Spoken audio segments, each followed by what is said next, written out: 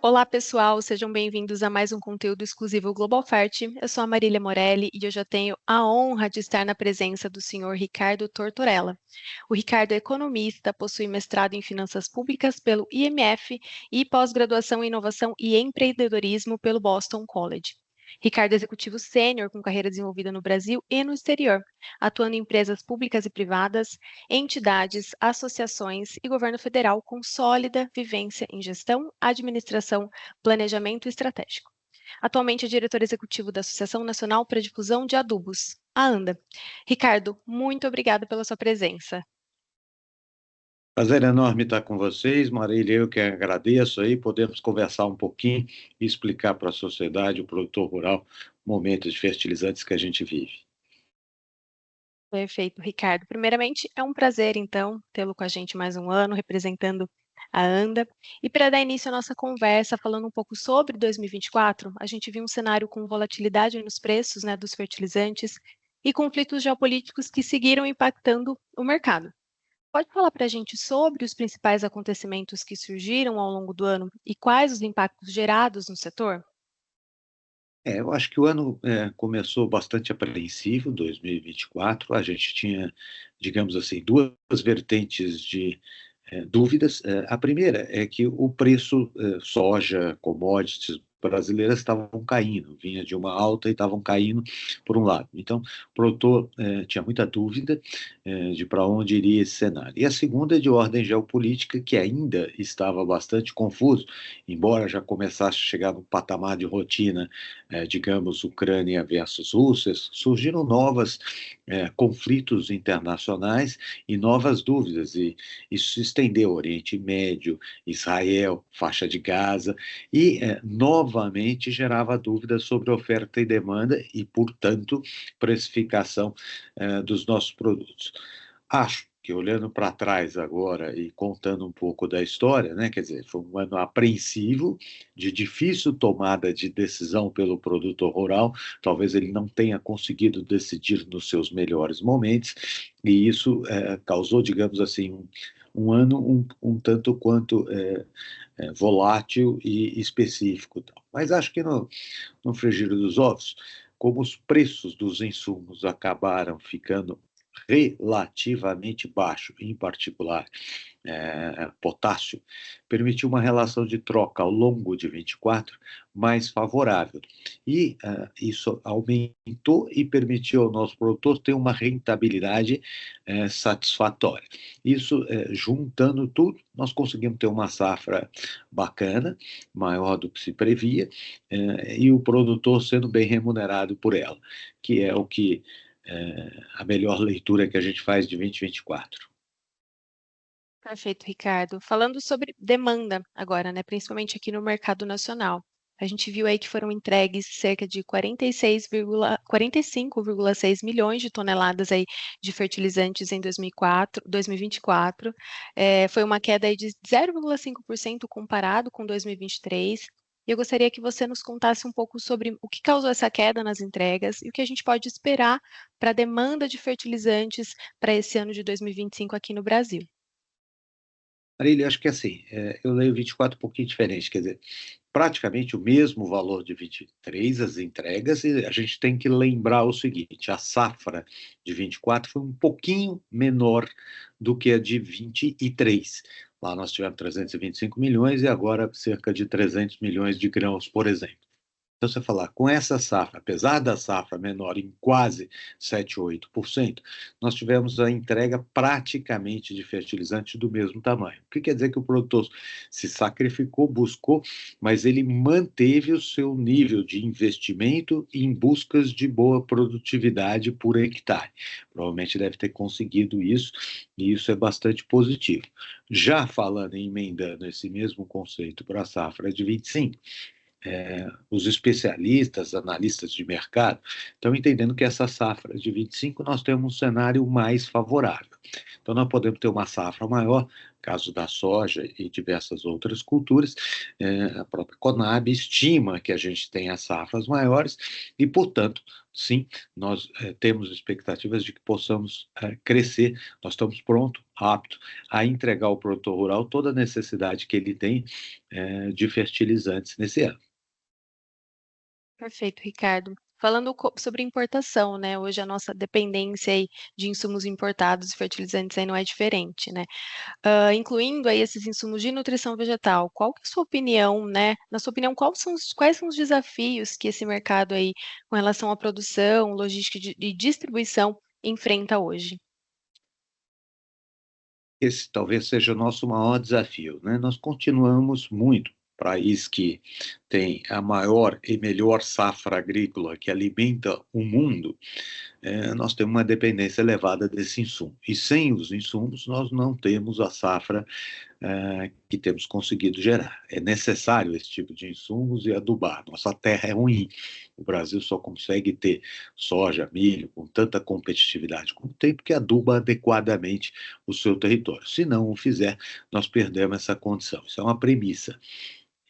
Infelizmente, a gente ainda importa 85% do que a gente entrega.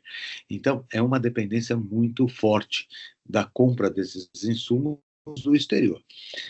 Nós estamos vulneráveis. Esse ponto é um ponto de vulnerabilidade que o Brasil pode e deve resolver. Então, nós temos aí buscando alternativas disso.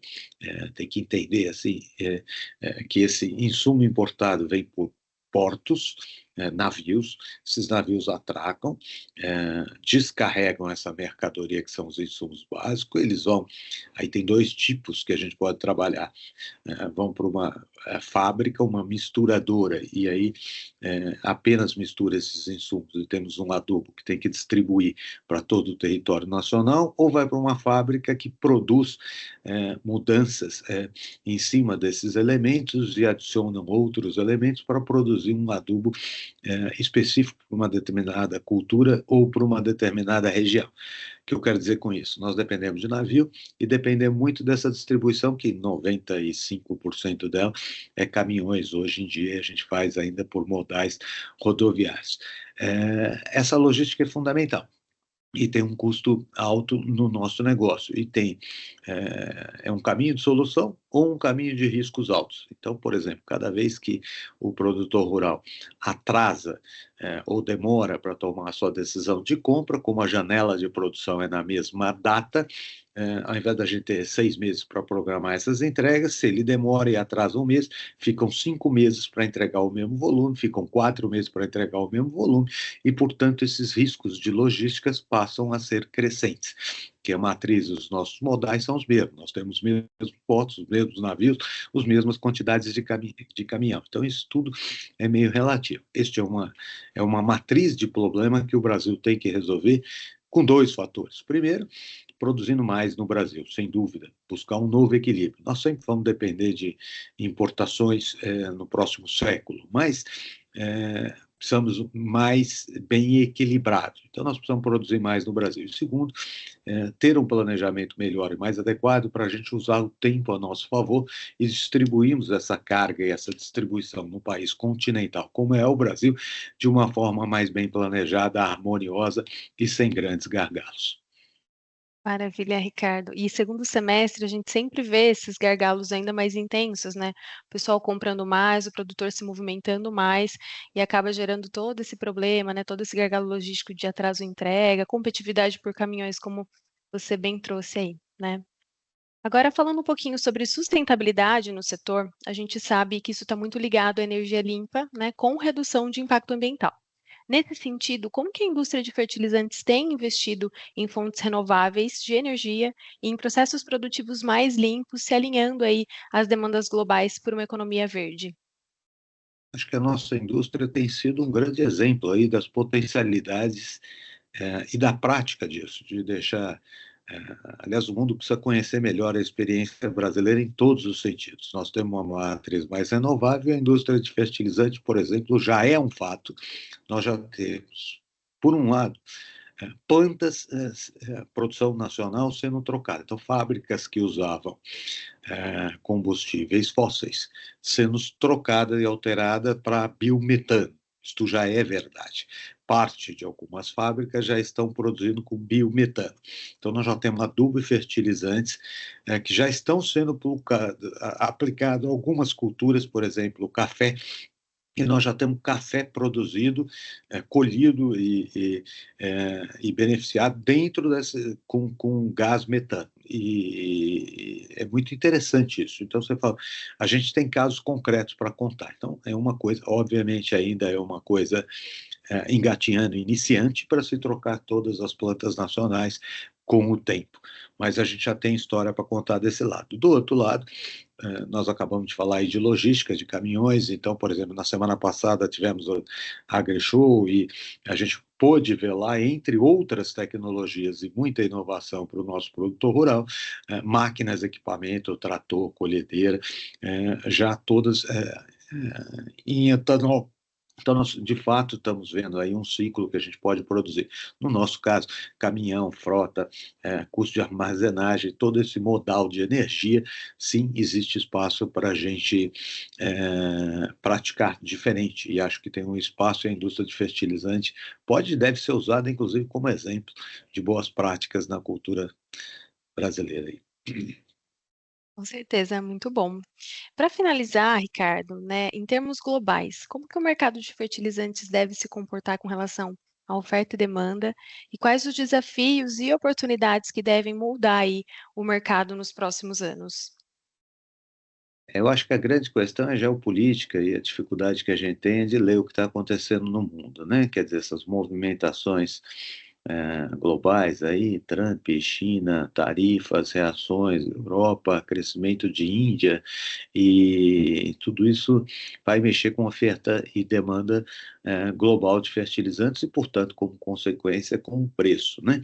E quando a gente entra em cada produto hoje, por exemplo, o potássio, de certa forma, é um elemento importante e está estabilizado, mas quando a gente olha fosfatados, por exemplo, a gente tem uma preocupação, o preço tem sido crescente, aquele produtor que fechou preço, por exemplo, conosco e comprou fertilizantes em outubro, novembro, dezembro passado, teve uma vantagem de quem está comprando agora e os preços subiram e a gente não tem gestão sobre essa coisa de oferta e demanda globalizada. Isso tudo depende muito do que está acontecendo no globo. Por exemplo, a produção da China. A China não está colocando isso, seu sulfatado não está exportando isso, não coloca no mercado, porque boa parte do fosfatado dela, além da indústria de fertilizante, ela usa esses fosfatados também na indústria para fazer bateria de automóveis.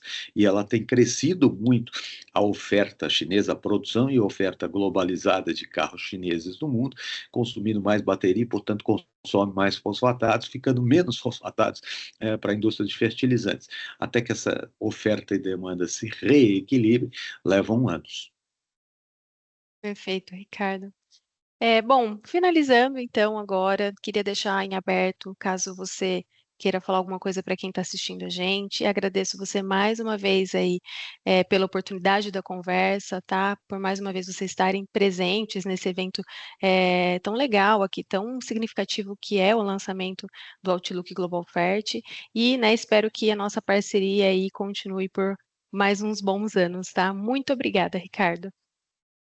Prazer enorme estar aqui hoje, junto com o lançamento aí da Global Fert. É sempre importante indicador e uma diretriz aí para o nosso produtor rural, uma bússola para o nosso produtor rural. E para o produtor rural, e falando diretamente aí para vocês, nós estamos muito convictos que vai ser mais um bom ano. Um bom ano. Nós, como indústria de fertilizantes, estamos prontos para atender vocês aí, e tudo que vocês precisarem de adubo vai ser entregue em dia e em ordem. É só nos pedir aí, tá? Que venha uma grande safra para nós todos. Com certeza, Ricardo, muito obrigada.